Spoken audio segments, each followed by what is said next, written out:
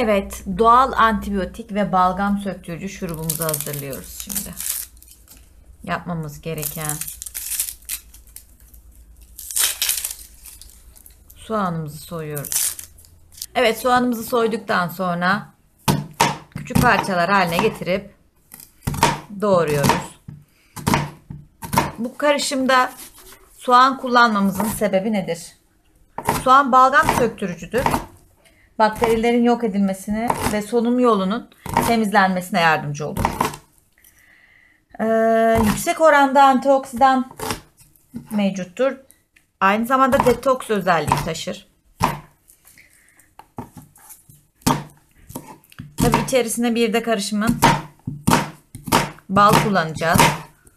Bal da aynı zamanda antioksidan özellikler taşıdığı için öksürüğünüzü kesmeye, balgamı sökmeye, solunum yollarını temizlemeye, boğazınızı rahatlatmaya yardımcı olacaktır. Evet, soğanımızı yemeklik şekilde doğradık. 2 çay kaşığı balı, şöyle 2 çay kaşığı dolusu balı soğanımızın üzerine gezdiriyoruz. Bir kaşık daha ekliyorum.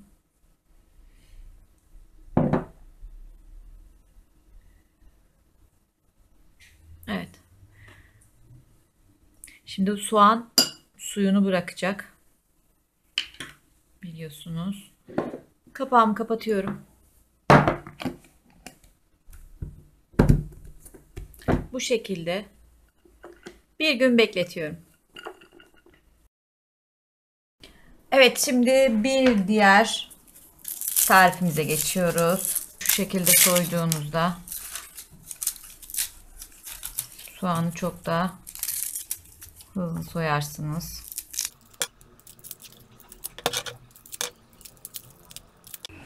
Çok küçük doğramama gerek yok bu sefer. Biraz daha iri parçalar halinde doğrayacağım. Bir orta boy soğanımı tencereme aldım.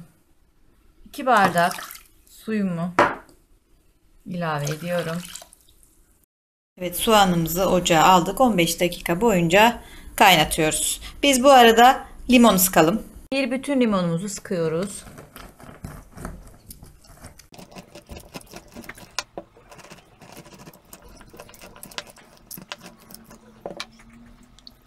Evet, şu kadar limon elde ettik. 15 dakika sonra ocağımızın altını artık kapatabiliyoruz. Kürümüzü, şurubumuzu soğumaya bırakıyoruz. Evet, karışımımız soğuduktan sonra 2 çay kaşığı balımızı ilave edebiliriz. Evet. Balımızı ilave ettik. Şöyle güzelce bir karıştıralım. Ardından bir limonun suyunu ekliyoruz.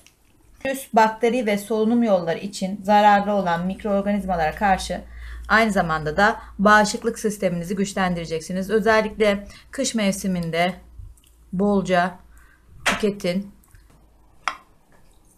Şurubumuz artık hazır. Süzdükten sonra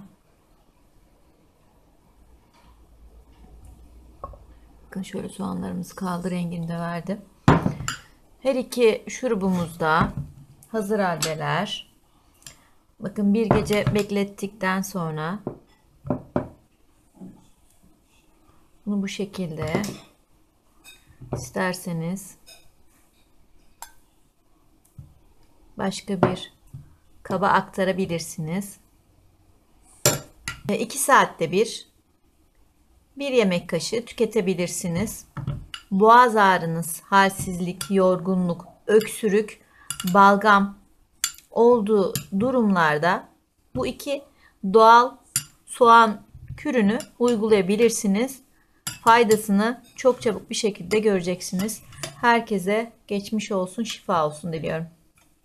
Tadına gelince nasıl, içilebilir mi, güzel mi? Şu anda deniyorum. Gerçekten güzel. Herhangi bir koku da yok. Ve lezzetli. Anne ben içeyim. Hadi bir dene bakalım. Bitirme. Bitirme. Evet arkadaşlar. Tadı gerçekten güzel.